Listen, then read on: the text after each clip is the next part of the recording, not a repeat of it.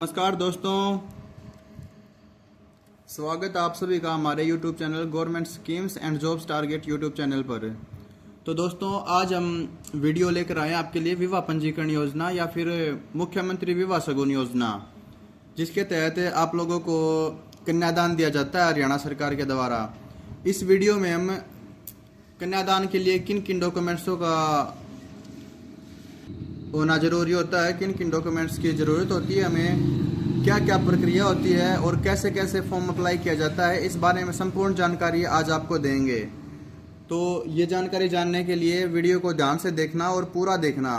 पसंद आए तो लाइक ज़रूर करना और अपने दोस्तों को, आस पड़ोस में जितने भी भाई बहन हैं, सबको शेयर करना।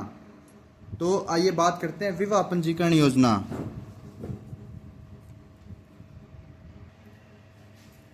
यह हरियाणा सरकार की तरफ से शादी के बाद दी जाती है और लड़की पक्ष को दी जाती है। जब लड़की की शादी होती है तो उस समय ध्यान रखना चाहिए कि फेरों से पहले जो वरमाला डालते हैं, दोनों के वरमाला के फोटो होने चाहिए। दूल्हा और दुल्हन के, दूल्हा दुल्हन की मांग भर रहा है, मांग वाला फोटो होना चाहिए। और एक मंगलसूत्र होता है, मंगलसूत्र पहनाते हुए एक एक फ़ोटो होना चाहिए। ये 4 फ़ोटो होते हैं। और इसके साथ ही एक फ़ोटो जिसमें वो नॉर्मल तरीके से बैठे होते हैं या फिर खड़े होते हैं, जो कि आपके सर्टिफिकेट पर छप के आता है, उसके पर्पज़ के लिए वो एक फ़ोटो चाहिए होता है। बस इन्हीं फ़ोटोज़ की ज़रूरत होती है।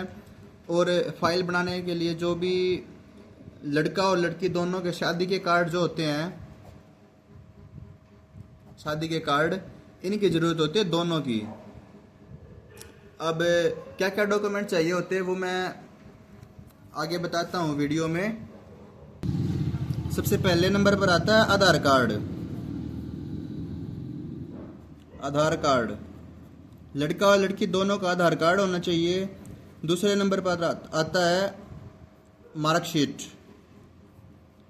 मार्कशीट हो या फिर जन्म प्रमाण पत्र हो, जन्म प्रमाण पत्र हो। अगर ये भी नहीं है तो स्कूल का एसएलसी हो कोई।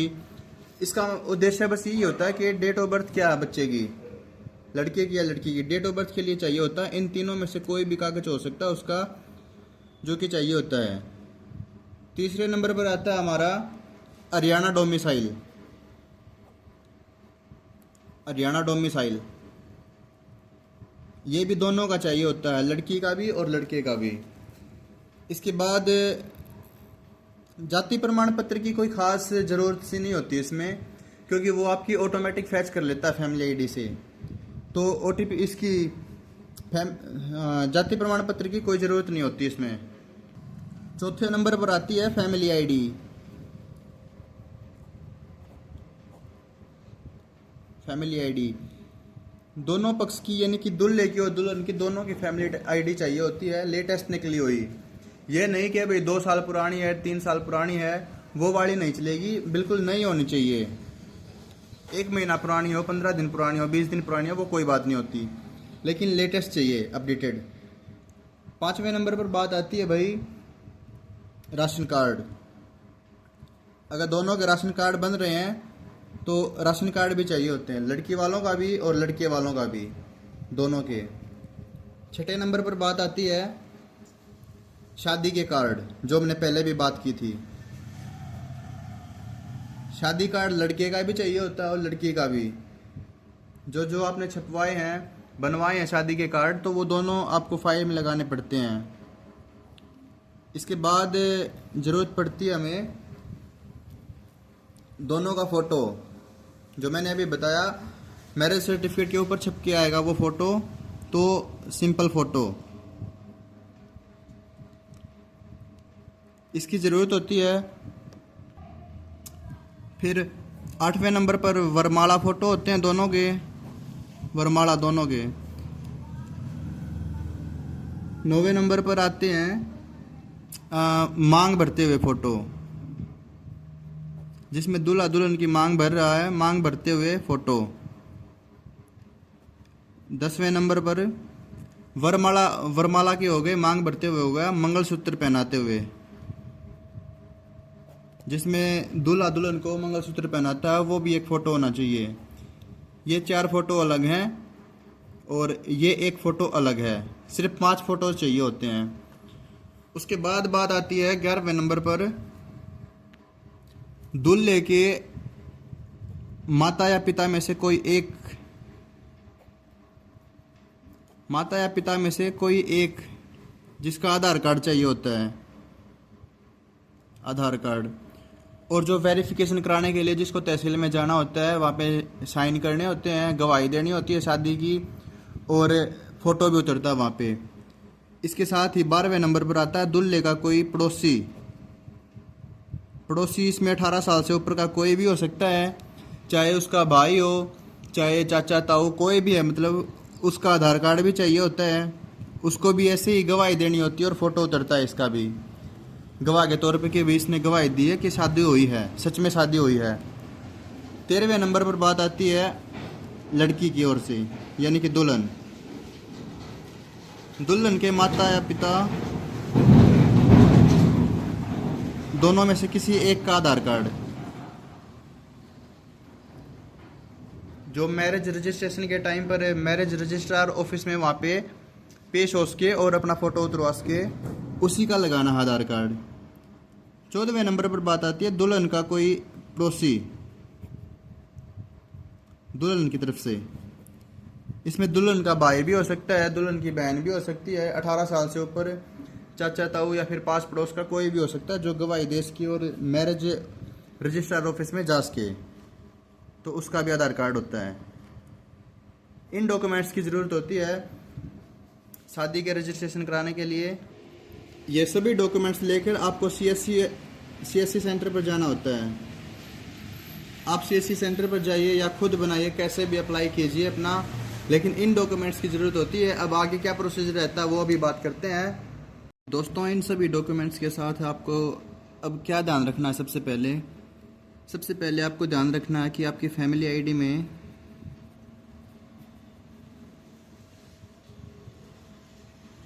इनकम वेरीफाई होनी चाहिए। वेरीफाई के साथ साथ 1,80,000 से कम इनकम होनी चाहिए आपकी। इनकम कम होने के बाद आप जिस कैटेगरी से हैं, चाहे आप एससी से हैं, बीसी से हैं या जनरल से हैं, आपकी कैटेगरी वेरीफाइड होनी चाहिए। अगर आपकी वेरीफाइड नहीं है तो आप कन्यादान का फॉर्म नहीं भर पाओगे, कन्यादान नहीं ले पाओगे। इसके बाद तीसरी क्या चीज़ ध्यान रखनी है आपको, इसमें जो आपके जिस लड़की की शादी होनी होती है उसके माता या पिता दोनों का ही बैंक खाता फैमिली आईडी में वेरीफाइड होना चाहिए, बैंक अकाउंट। क्योंकि कई बार पोर्टल कई बार तो माँ का मांग लेता है, कई बार पिताजी का मांग लेता है।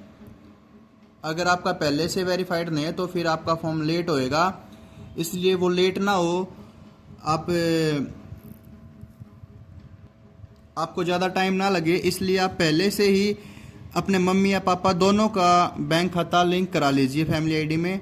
उसके बाद फॉर्म भरने में आपको कोई भी परेशानी नहीं होगी। अब बात करते हैं प्रोसीजर की। फॉर्म अप्लाई करने का क्या क्या प्रोसीजर होता है, आपको कैसे कैसे फॉर्म अप्लाई करना होता है, ये सभी डॉक्यूमेंट्स चाहिए होते हैं। उसके लिए ये सभी डॉक्यूमेंट्स लेके आपकी फ़ाइल रेडी होती है। फाइल रेडी होएगी, सीएससी सेंटर वाला आपकी फॉर्म को अप्लाई करेगा। उसके बाद आपसे कोई एक डेट मांगेगा, वो इसी हफ्ते या अगले हफ्ते की डेट हो सकती है। जिस दिन आपको स्टेबल लगे उस दिन आप अपनी तहसील में जा सकते हो, नज़दीक की जो भी तहसील आपने चूज़ कराई है, और इस फॉर्म को ब्राइड या फिर ग्रूम यानी कि दूल्हा और दुल्हन कोई भी करवा सकता है इसको रजिस्टर। जिसको भी नज़दीक लगे, जो भी करवाना चाहे वो इसको अप्लाई करवा लीजिए। उन्हीं की तहसील में फिर सबको जाना पड़ता है। किन किन को जाना पड़ता है? दोनों तो हस्बैंड वाइफ जाएंगे, उनके माता पिता जाएंगे,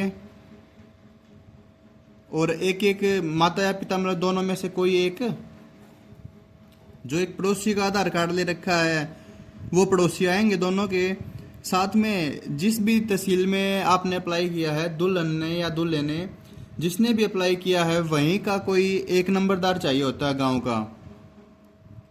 इसलिए जिसने भी रजिस्ट्रेशन फॉर्म अप्लाई किया है उसकी जिम्मेवारी बनती है कि आप किसी भी नंबरदार को अपने को तैयार करो और अपॉइंटमेंट वाले दिन तहसील में लेके जाओ। वहाँ पे उनका फ़ोटो उतरता है, उनकी आधार वेरिफिकेशन होती है, ये सब काम करवाने होते हैं।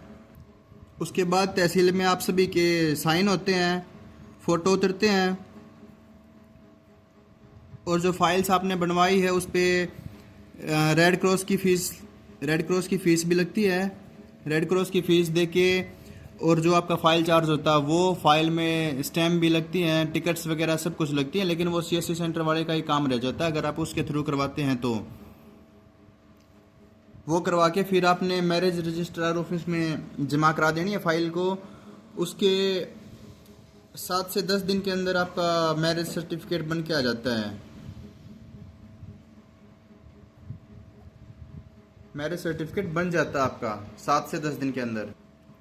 मैरिज सर्टिफिकेट बनने के बाद सीएससी सेंटर वाला आपको मैरिज सर्टिफिकेट दे देता है, उसके पास भी डाउनलोड होता है और आपके पास मेल पे भी आ जाता है। सर्टिफिकेट लेने के बाद फिर आपका कन्यादान का फॉर्म अप्लाई होता है।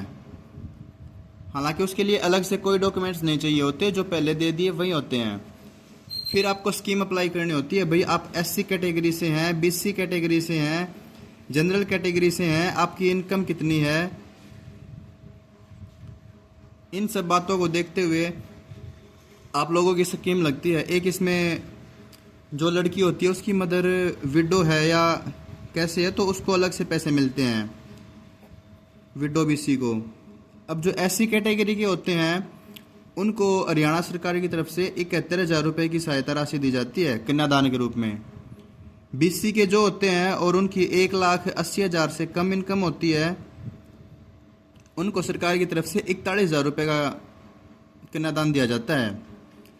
सेम ऐसे ही जनरल में इनकम मतलब 1,80,000 से कम इनकम जिसकी भी है उन सभी को 41,000 रुपये दिए जाते हैं। इसके साथ ही यदि वो लड़की की मदर विडो है या फिर विडो के साथ साथ वो बीसी जनरल कुछ भी है चाहे, उसको सरकार की तरफ से 51,000 रुपये की सहायता राशि दी जाती है। ये सहायता राशि आपके अकाउंट में आ जाती है 1.5 से 2 महीने के अंदर। 1.5 महीने में आ जाती है, 2 महीने भी किसी किसी के लगते हैं, वरना इसमें कभी लेट नहीं होता। तो दोस्तों ये थी कन्यादान प्राप्त करने की पूरी प्रक्रिया जो मैंने आपको बता दी है। आपको वीडियो कैसी लगी ये कमेंट में ज़रूर बताना। वीडियो को लाइक ज़रूर करना, शेयर ज़रूर करना और हमारे चैनल को सब्सक्राइब ज़रूर करना, ये मेरी आपसे खास विनती है। आप जानते हैं नया चैनल मैंने स्टार्ट किया है, ना तो इतना एक्सपीरियंस है, लेकिन फिर भी कोशिश कर रहा हूँ कि आपको ज़्यादा से ज़्यादा जानकारी दूँ। जानकारियाँ भले ही थोड़ी कम हो सकती हैं, लेकिन कोई जानकारी गलत नहीं देंगे आपको, इस बात का मैं भरोसा दिलाता हूँ आपको। अतः मेरे चैनल को ज़रूर सब्सक्राइब करें। धन्यवाद।